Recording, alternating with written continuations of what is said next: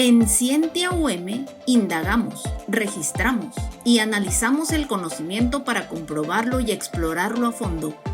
Observamos, descubrimos y compartimos los secretos de la ciencia y la tecnología contigo. Bienvenidos a Scientia UM.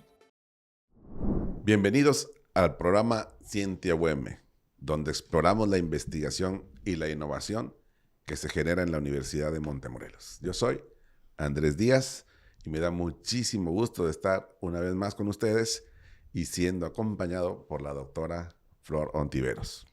¿Qué tal, Andrés? Me da mucho gusto que estemos nuevamente en un episodio más de nuestro programa Scientia UM y sobre todo con un invitado especial y de lujo, alguien que combina de manera excepcional la investigación, el liderazgo, la gestión académica y la docencia. Estamos hablando del doctor Yair Arodi del Valle López. Bienvenido. Así es, el doctor del Valle. Bueno, aquí nos hablamos siempre por nuestros nombres. Sí. Pero es el doctor del Valle. Actualmente es el vicerrector académico asociado de nuestra universidad. Pero además es un investigador cuyo trabajo nos revela cómo mejorar nuestras instituciones educativas a través de evidencia científica. Doctor Yair, muy bienvenido a Scientia UM. Gracias por la invitación, es un gusto estar con ustedes, Flor, profe Andrés, gracias, y para mí es un placer compartir y de estos temas que nos apasionan a todos. Así es, pues antes de meternos de lleno en el tema de hoy, nos gustaría que nos hablaras un poquito más acerca de tu trayectoria, Yair. Cuéntanos qué es lo que has hecho desde que graduaste hasta ahora. Cuéntanos. Sí. Soy egresado de sistemas computacionales. Al graduar de sistemas computacionales tuve el privilegio de irme de misionero y servir 5 años en Costa Rica. Todo en el aspecto de educación en la Universidad Adventista de Costa Rica. Posteriormente recibo un llamado para servir aquí en la Universidad de Montemorelos. Estudio la maestría en Ciencias Computacionales con especialidad en Ingeniería de Software. Trabajé en la Facultad de Ingeniería mucho tiempo, en investigación, desarrollo curricular y hice el doctorado en negocios. Así que básicamente esa es mi trayectoria académica. Excelente, una trayectoria muy amplia y con mucha experiencia. Y en ese sentido mi pregunta es, alguien tan joven como tú, cuéntanos, ¿cómo alguien tan joven como tú llega a ser vicerrector académico asociado? Cuéntanos, ¿cómo fue ese proceso para llegar a esta posición que tienes actualmente? Sin duda alguna es Dios quien capacita y pone, pero viendo hacia atrás, desde que salgo, tengo una inclinación por lo que estudié, la tecnología, pero inmediatamente fue a la educación, a la gestión académica, a la investigación y a un constante aprendizaje. Entonces, desde esa perspectiva, siendo del área de sistemas, ¿qué hago en el área de la educación? Y siempre en el área de la educación descubrí algo que no sabía cuando yo estudiaba la licenciatura, ¿no? Me gusta dar clases y no lo sabía. Y parece ser que tiene un impacto en el alumno y fue como algo muy especial para mí descubrir esa parte y empieza la pregunta más crucial, ¿qué debemos de hacer para mejorar? Entonces, desde esa perspectiva, yo siento que Dios en cada una de las funciones que me ha dado la oportunidad de servir, cada una ha aportado un granito hasta llegar a este momento de la Vicerrectoría Académica Asociada. Excelente, ¿no? Y como se dice que para ser docente hay que tener vena, vocación, y definitivamente tú la tienes. Gracias, Flavio. Yo te iba a preguntar entonces cómo te surgió el interés por la investigación. Porque uno pues es tecnólogo de carrera, pero claro, trabajas en una universidad y luego las universidades también tienen esa beta, ¿no? Pero ¿en qué momento? ¿Cuándo? Porque yo te conozco desde, iba a decir desde joven, pero es que desde niño, digamos, ¿no? Y pues sí, un chico muy, que le gustaba indagar, dinámico, conocer, saber. Pero ya sí el gusto por la investigación es algo muy especial, ¿no? ¿Qué nos puedes decir? Yo creo que el punto de quiebre, profe, fue el momento cuando me tuve que evaluar a mí mismo como docente. Me encanta el área de la programación, es donde enseño en la Facultad de Ingeniería y fue como, ¿cómo debo de hacer para que los alumnos puedan aprender mejor?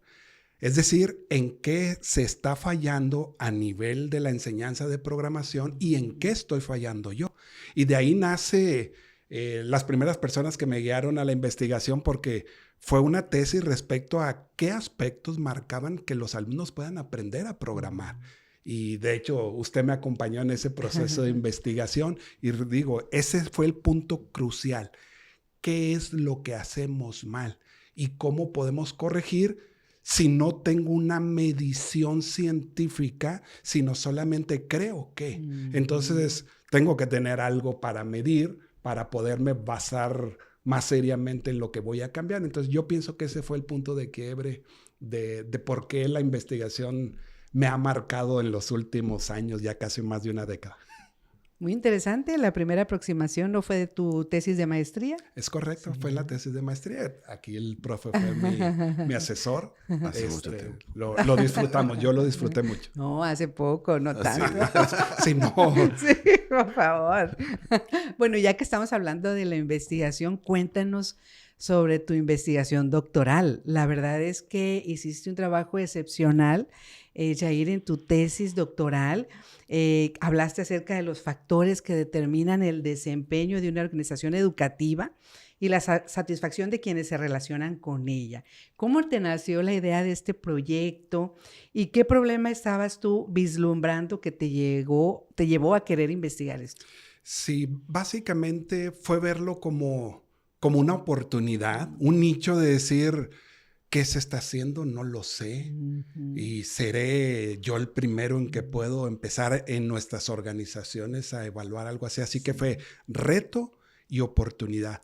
¿Cómo nace? Porque en ese tiempo, como programador, yo traía el concepto de algoritmos genéticos, un área de la inteligencia artificial, para que entre un mundo de cosas detectar aquellas que fueran las más sólidas que me den un mejor rendimiento. Desde esa perspectiva, pues, el profe llegó de su doctorado, me escuchó hablar con alguien de eso y fue como, oye, yo sé algo al respecto. Entonces, si yo veo la oportunidad de que los factores administrativos pueden influir, porque yo veía en nuestro sistema del norte 42 escuelas, algunas funcionaban y otras no tanto. Y entonces, si no es el modelo, porque las 42 tienen el modelo y la forma de correrlo, yo creo, en base a mi experiencia, que eran factores administrativos y que estudiaba un doctorado en administración. Dije, vamos a estudiar eso, pero quiero reducir aquellos factores más importantes. Yo en ese momento quería mezclar, descubrir los factores, más aparte programar. Y entonces fue como la programación la tuve que hacer a un lado para poderme concentrar fuertemente primero en descubrir esos factores administrativos. Es como inicia esta investigación. Qué lindo, sí, qué pero lindo. Un momento. O sea, sí llegó Jair con otros chicos a hacer herramientas. Por ejemplo, el horario que utilizan ahí lo hicieron basado en esa filosofía, ¿no? Y sí llegaron a publicar y a enviar trabajos a congresos. ¿Te acuerdas? Es correcto, sí. Tuve la oportunidad de que algunos alumnos me acompañaron en este proceso de algoritmos genéticos, el profe también, y fue muy interesante el aprendizaje. Definitivamente. ¿Por qué?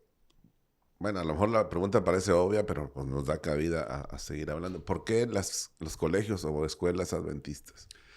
Bueno, primero porque es el mundo donde me muevo, ¿no? Segundo, pues al ser un sistema, se supone que es algo más homogéneo.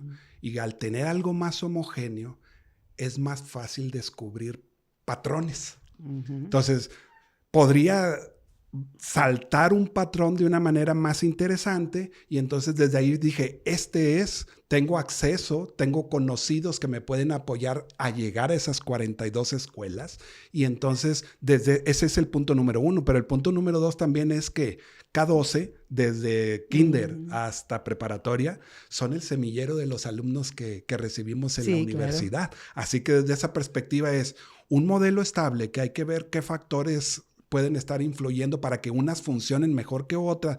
Y aparte, si a ellos les va bien, nosotros como institución recibiremos jóvenes que nos retarán todavía más para tener una mejor calidad. Entonces, desde ahí fue como dije, quiero aportar en ese nicho.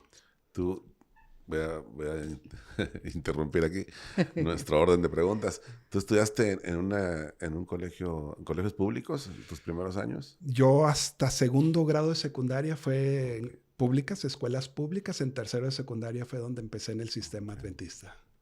No, y sobre todo yo creo que es importante mencionar que el territorio que abarca la Unión Mexicana del Norte del CEA, ¿no? Es muy amplio, ¿no? Entonces, definitivamente es un reto y sobre todo muy interesante el poder conocer realmente cuáles son los factores que logran que sus públicos estén satisfechos, ¿no? En un sistema tan grande, o sea, y estamos hablando de sus públicos como padres, maestros, directivos, este ecosistema tan interesante, definitivamente es un tema que cualquier director, ¿no?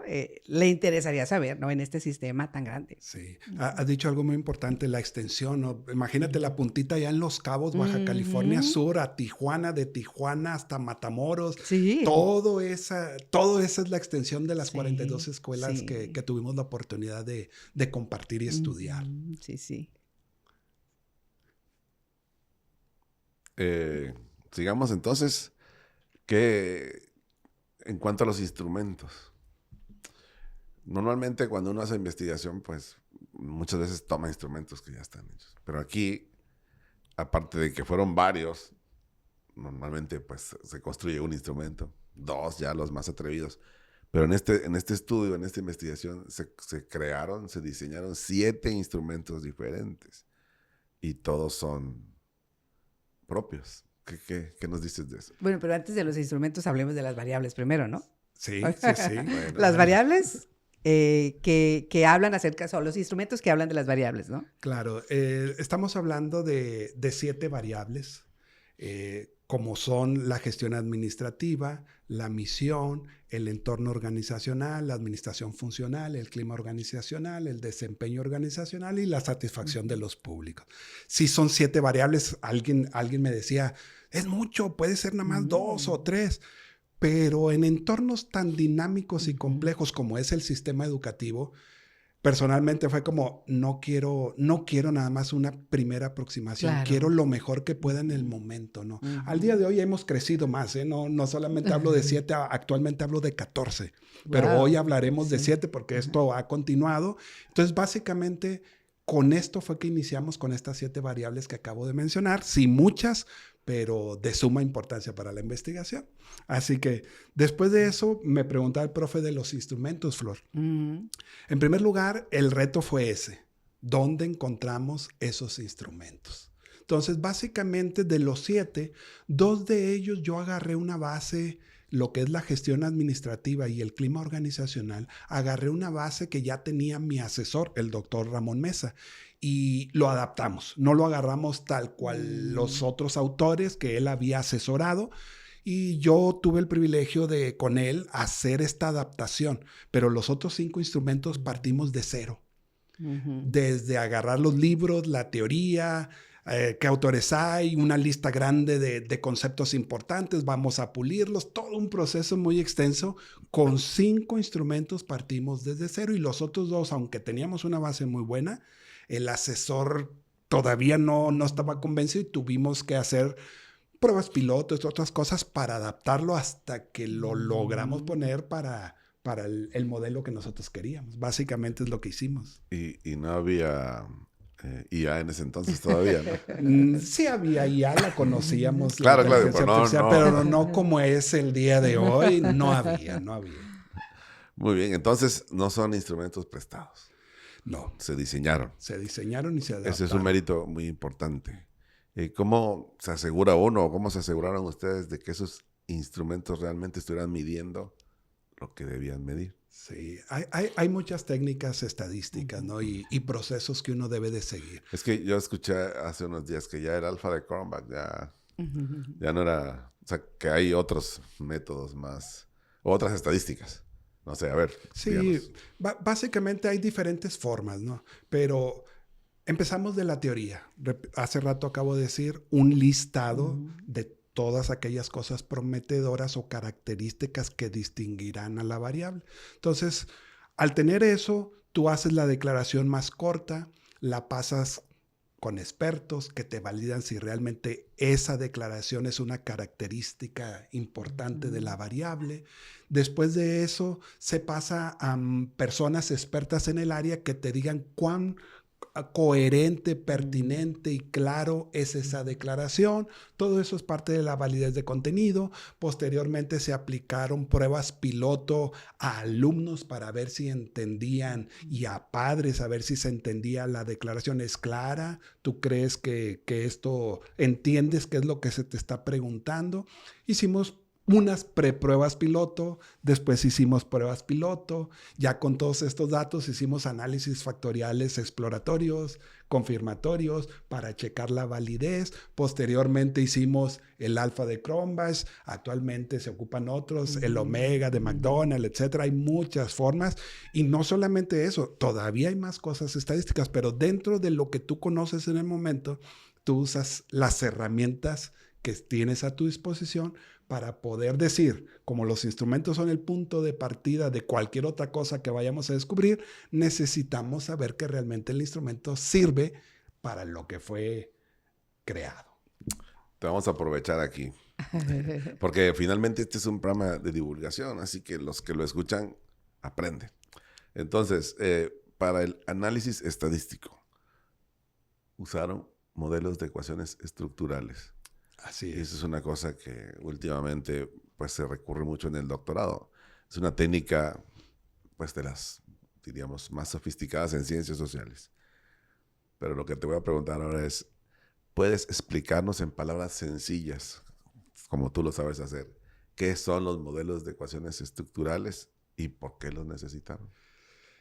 Sí, es una técnica estadística muy compleja, pero explicándolo así como si estuviéramos con un alumno de preparatoria, secundaria, imagínense que es como un mapa.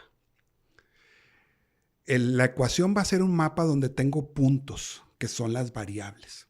Entonces, para yo llegar de mi origen a mi destino, puedo recorrer diferentes rutas. Entonces, lo que estudiamos en este mapa es cuáles son esas rutas. Primero, validar que el camino exista teóricamente y empíricamente. Eso significa lo que dice la teoría contra lo que los datos me arrojan. Es decir, primero descubrimos cuáles son los caminos posibles o diferentes caminos que tenemos de nuestro origen a nuestro destino.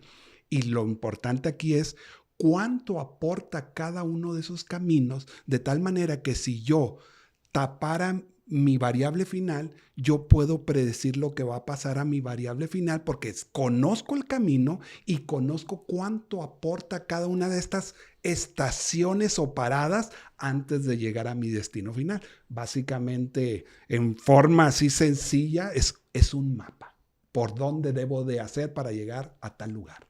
Y puede ser relativamente sencillo hasta sumamente intrincado, ¿no? Sí, puede ser un caminito de 2 o 3, donde hay algún punto intermedio, pero en este caso hay varios puntos intermedios. Entre más grande el modelo, más dinámico y multifactorial es este mapa, que realmente así son muchas cosas, ¿no? Es un reflejo de la realidad. Es un reflejo de la realidad, es correcto. Y bueno, antes de dejar la metodología, cuéntanos acerca de las estrategias que tú utilizaste, porque tú utilizaste una estrategia muy interesante para aproximarte a la población, ¿verdad? Para cómo distribuiste el instrumento. Cuéntanos esos grupos que hiciste, muy interesante. Sí, la población era muy grande. Poder llegar a todos, la idea era llegar a los directores, subdirectores, secretario, contador, capellán, maestros, padres de familia, los miembros de la organización o de la iglesia a la cual pertenecemos, porque al final las escuelas, los sistemas educativos se deben a la sociedad a la cual van a atender. Y toda esta gente que acabo de mencionar es esa parte de la sociedad.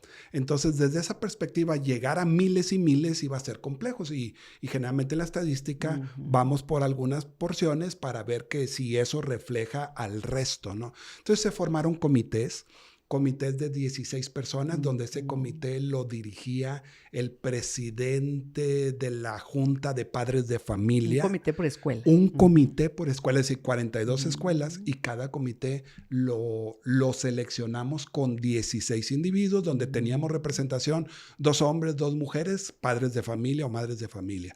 De miembros de la iglesia, 2 hombres, 2 mujeres. De maestros, 2 hombres, 2 mujeres. El capellán, director, secretario, tesorero. Es decir, tratamos de balancear para que tuviéramos nuestro primer acercamiento, idea al fenómeno que estudiábamos. En este caso, se distribuyeron 672 escuelas, 42 por 16 son 670 y algo, de las cuales obtuvimos como 450 de regreso. No aplicábamos electrónicamente, aplicábamos en papel, y entonces se distribuyeron a los 42 planteles, a los 42 presidentes de la Sociedad de Padres de Familia, se formaron los comités, las encuestas se enviaron por diferentes vías, se regresaron, llegaron a mi casa las encuestas en papel, hay que capturar la información, etcétera, etcétera, al proceso a la antigüedad. Sí, definitivamente. Básicamente eso es lo que hicimos. Sí, muy, muy interesante todo ese proceso, y debió haber sido un reto,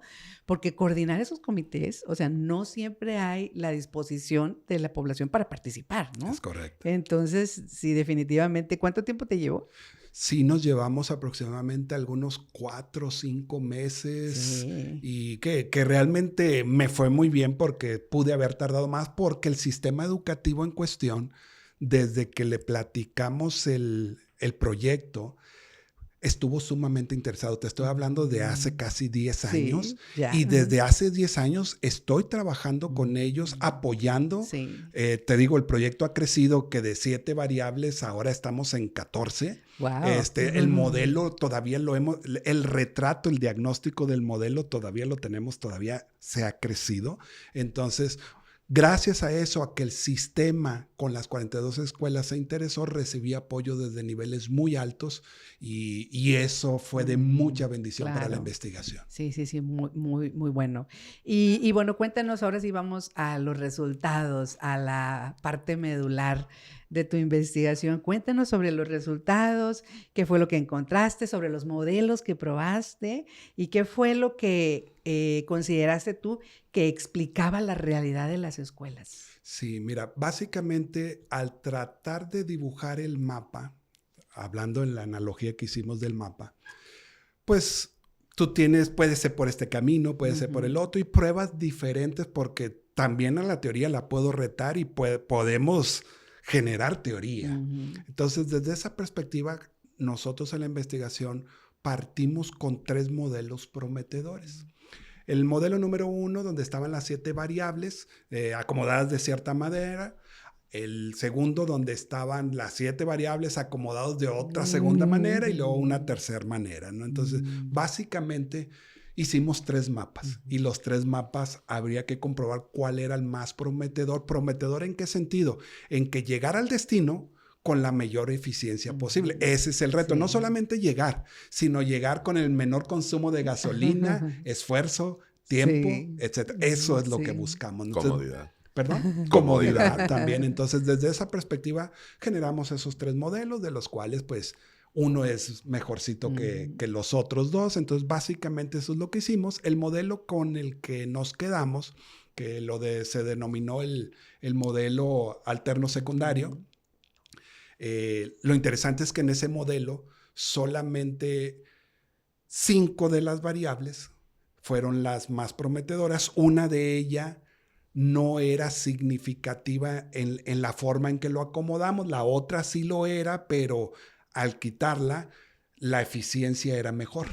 Es decir, puede ser que esa otra por ahí quede implícitamente o que pueda ser de otro camino que no hemos explorado aún. Entonces, básicamente es muy interesante investigar porque estás en una forma de rediseñar, reacomodar y al menos para mí es muy motivante esa parte. Claro. Ese modelo con el que se quedaron dice que la gestión administrativa es el motor principal, ¿no? Y que predice tanto cómo funcionan las áreas operativas de la escuela como el clima que se vive dentro de ella. Y estas dos cosas a su vez determinan el desempeño de la escuela. ¿Así es? Es correcto, vamos bien. Okay. Y el desempeño a la satisfacción. Eso me faltó. Muy bien. Bueno, pues de todas estas relaciones que encontraste, veo que hay resultados muy interesantes en los coeficientes, unos bastante altos, muy interesantes. Claro, uno que otro bajito, pero en realidad casi todos fueron bastante buenos estos índices. ¿Qué significa en términos prácticos si queremos trasladar esos resultados de esos índices? ¿Qué significa en términos prácticos para un director de escuela estos resultados? No recuerdo muy bien los números, pero si el motor, como dijo el profe, es la gestión, y la gestión está fuertemente hacia la administración funcional y al clima, lo primero que te puedo decir es de que una buena gestión administrativa es ese motor que dijo el profe para las áreas operativas, en este caso el cómo fraccionamos el trabajo o el servicio dentro de la organización, el marketing, la productividad, el servicio, etcétera. Lo que nos demuestra aquí la investigación con esos números altos es esto: buena planeación, la operación corre de una manera armoniosa y estable, y por eso encontramos esos números. Buena planeación, aquellas escuelas que tenían la gestión un poquito con deficiencias, claro, su estructura se ve reflejada en todo el resto del mapa del camino que tenemos, ¿no? Claro. Algo que es como, puedo usar la palabra fascinante, es el papel del clima organizacional. Parece que tiene un efecto mucho más fuerte sobre el desempeño de la administración.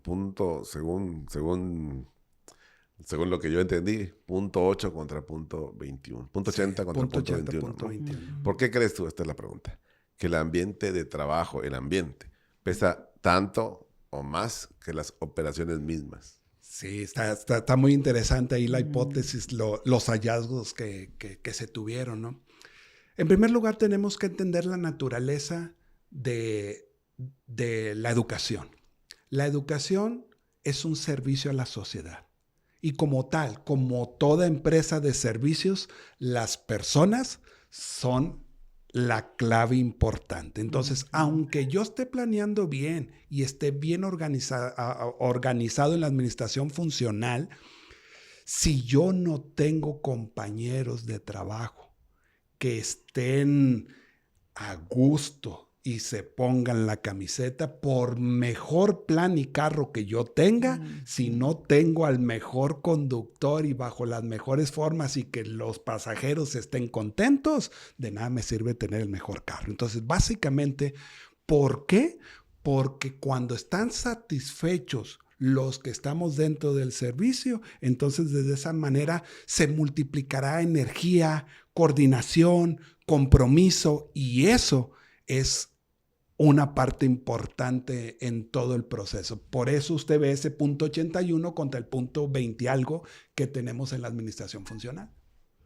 Sí, y fíjate que tú tuviste un resultado muy interesante en cuanto al desempeño organizacional y cómo predice fuertemente la satisfacción de los públicos. O sea, en otras palabras, que aquellas escuelas que tenían un mejor funcionamiento, un desempeño organizacional mejor, pues tenían padres y maestros más satisfechos, ¿esto quiere decir? Sí. Uh-huh. Repito, si la sociedad es mi objetivo final, que son los padres, los alumnos, los vecinos, incluyendo los vecinos también, ¿no? Entonces, desde esa perspectiva, si yo estoy siendo eficiente o eficaz, o ambas, en la organización, en mi operación, y la gente lo ve así, porque nos perciben de alguna manera, ellos están contentos. Qué bueno que esta escuela está cerca de mí. Sí. Qué bueno que tengo a mis hijos aquí. Entonces, definitivamente parte de la teoría nos decía eso, y con los resultados estamos comprobando fuertemente que es así, que un buen desempeño dará muy buena satisfacción. Aquellas escuelas que no tuvieron un buen desempeño, la satisfacción se veía disminuida. Básicamente es esa parte final que tenemos en nuestro modelo. Y sobre todo este resultado da pie a llevar a cabo estrategias muy puntuales para esas escuelas. Es correcto. O sea, valiosa información para los directores y administradores. Al final de cuentas, en el mapa, en el mundo de cosas que tenemos en el mapa con estas 5 estaciones, de las 7, repito, 5 fueron las más prometedoras. La idea es, como lo dije con los algoritmos genéticos, y eso lo hemos desarrollado en los últimos años, de vamos a minimizar todo ese mundo de cosas, descubre 3, 4, 5, 10 cosas, y con esas 10 tienes mejores resultados que con el resto. Es decir, concéntrate en aquello que es más productivo. Entonces, básicamente es lo que tenemos aquí como hallazgos, y siempre pensando qué más podemos hacer. Sí. Déjate, te doy una idea. Para este asunto que estás comparando el clima organizacional con un vehículo, ¿no? Mejor que sea como un avión. O sea, una nave más grande, porque para que un avión funcione, tiene no solo el piloto, ¿no? Está el copiloto, el ingeniero de vuelo, están los mecánicos, todo el mundo ahí, un enjambre de colaboradores para hacerlo funcionar. Pero bueno, excelente, sí. Ahora te voy a comentar algo, a ver qué nos dices. Hay un dato que llama la atención, ¿no? En el modelo que propones, el confirmatorio, se incluía la misión institucional y el entorno organizacional como predictores, ¿no? Directos. Pero el modelo que mejor ajusta o que mejor ajustó no los incluía. ¿Qué significa eso? Que no importa, ¿no? Me siento como en la tesis doctoral. No, muy bien, muy bien. Eran directos al desempeño. Es decir, en el mapa que lo acomodamos en nuestro modelo confirmatorio, era estas 2 variables que mencionó, el entorno y la misión, la teníamos directos hacia el desempeño organizacional. Y efectivamente, estadísticamente no fueron significativos, por eso no aparece como el modelo más prometedor. Pero la pregunta aquí es, ¿sirven o no sirven? ¿O el instrumento y todo el trabajo fue en vano? Y lo bonito de la investigación es que no. Con estos tipos de estadística, como los modelos de ecuaciones estructurales, que son un mapa, significa que la forma en que lo acomodé no es prometedor, pero no es la única manera, puede haber más maneras. O puede ser que esas variables están implícitas en otras que tengo, o que me faltan algunas otras variables y que esto no se conectaba directamente con las que yo tengo, sino se conectarán con otras que no he visualizado. Entonces, no se pierde, simplemente te deja la sensación de que hay algo más, esto no ha terminado, sigamos desarrollando. Entonces, desde mi perspectiva, la misión ya la acomodé de otra manera con otras variables y me está dando mejores resultados con menores esfuerzos. Entonces, no se pierde, simplemente continuando con la investigación, se gana. Claro. Y aterrizando, digamos, ya a un aspecto de la vida diaria y práctico, ¿qué lecciones te deja esta investigación? Lecciones prácticas, sobre todo para quienes están interesados o trabajan en la administración de escuelas. ¿Qué lecciones pueden aprender de tu investigación, Jerry? Muy bien, la pregunta clave, ¿no? O sea, y después de todo esto estadístico y todo, ¿qué aconsejo, no? En primer lugar, si como iniciamos la plática, que la gestión es el motor, y entonces, ¿qué hacemos cuando yo pongo a un líder en una escuela? Si es el motor, es el mejor motor que tengo a mi disposición. Entonces, lo que yo digo aquí, no estoy diciendo debe de venir un genio ya en administración. Tengo que invertir en capacitar a mis directores, a mis gestores de la administración, porque ellos son el motor. Mi motor está fallando, cascabeleando, va a fallar el asunto. Entonces, la turbina, los motores tienen los motores de turbina, ¿no? Los aviones. Entonces, primero, si es lo más importante y el inicio de todo, invertamos en capacitarlos. ¿Y qué esperamos de ellos en la planeación, en la dirección, en todo el proceso administrativo, ¿no? Segundo, si el clima tiene mejores resultados sobre el desempeño, ¿cómo está el clima en mi organización? Ciertamente ese motor, ese gestor influye sobre el clima, pero yo debo de invertir en acciones que me generen un mejor clima. ¿Qué es el clima? El trato que tenemos hacia adentro los compañeros de servicio. Entonces, también eso es muy importante para mí. Cuidemos ese clima porque no es solamente, ¡ay, qué bonito!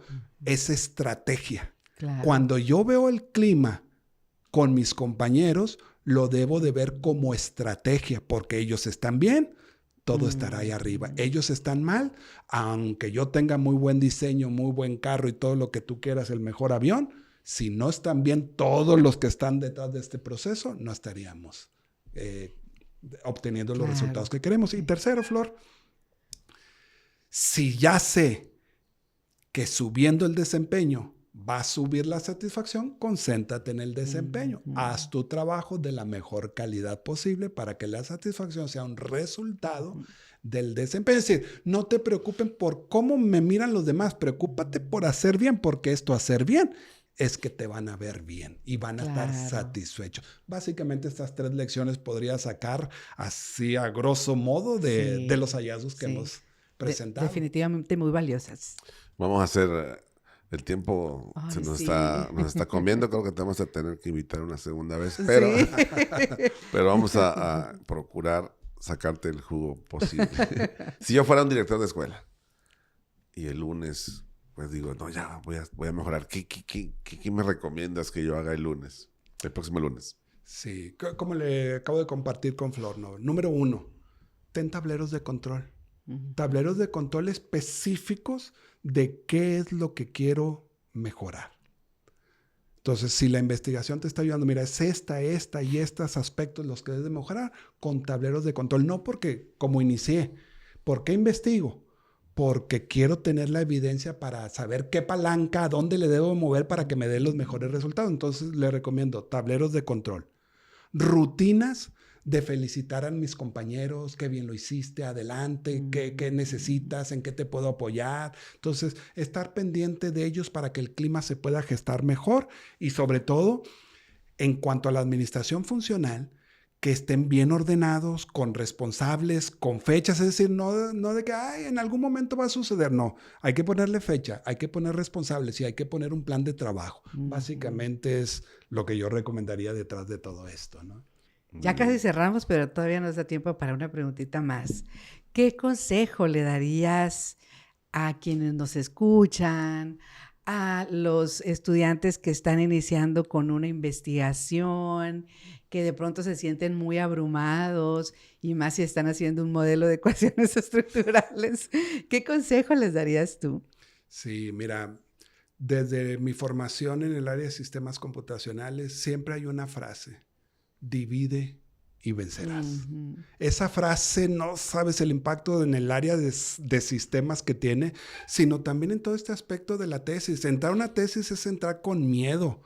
¿Será que puedo? No, me han dicho que son eternas. Sí. Y es complejo, pero si tú divides y tienes un acompañamiento muy importante de tu asesor, creo que podemos llegar a buen término. Es decir, no escribo toda la tesis en un solo rato. Escribo una página al día y de poquito en poquito esa tesis va a crecer. Y otro consejo, esto es progresivo. Definitivamente. No empezamos con algo que, lo escribí y ya es el final. Es iterativo. Escribo, mejoro, escribo, mejoro, escribo, mejoro, escribo, mejoro. Sí, tengo tiempos límites, pero comprende que lo que escribes no es el final, es el primer acercamiento, el segundo en el que vayas porque es iterativo, y escribe una página a la vez. Básicamente es lo que te puedo decir que me ha resultado con aquellos que yo les he apoyado, ¿no? Ya. Claro, y sobre todo que esto no se hace de un día para otro. No.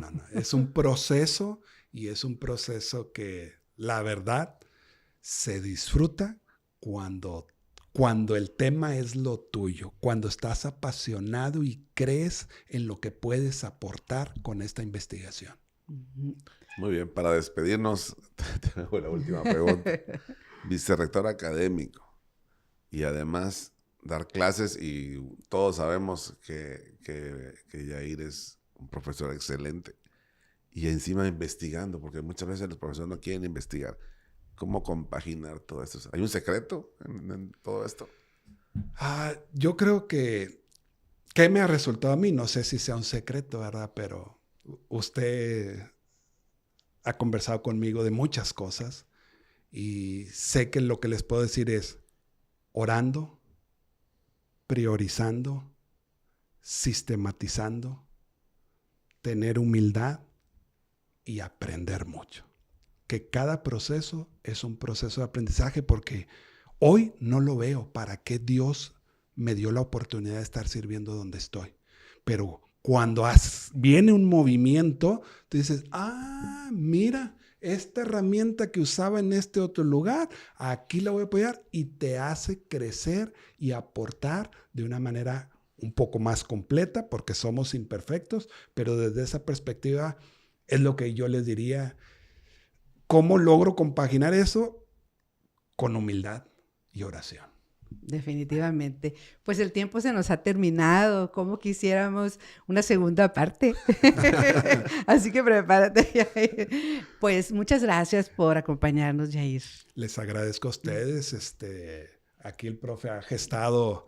Hemos hecho varios intentos por venir. Los tiempos y las responsabilidades no nos han permitido, pero aquí a través del profe y del programa, para mí es un placer y un orgullo estar con ustedes para poder compartir este granito de arena, ¿no? Porque creo sin duda alguna que esta investigación está llegando. Estamos en otras fases más avanzadas, en otras pláticas. Es muy hermoso lo que se está logrando, y el apoyo que hemos encontrado en la alta dirección en el sistema educativo me dice que vamos por buen camino y sobre todo apoyando para el cambio. Así que a ustedes muchas gracias por el tiempo, por la invitación y por estas preguntas. He disfrutado estar con ustedes, gente que conozco, gente con la cual me siento cómodo. Así que muchas gracias por hacer este momento también.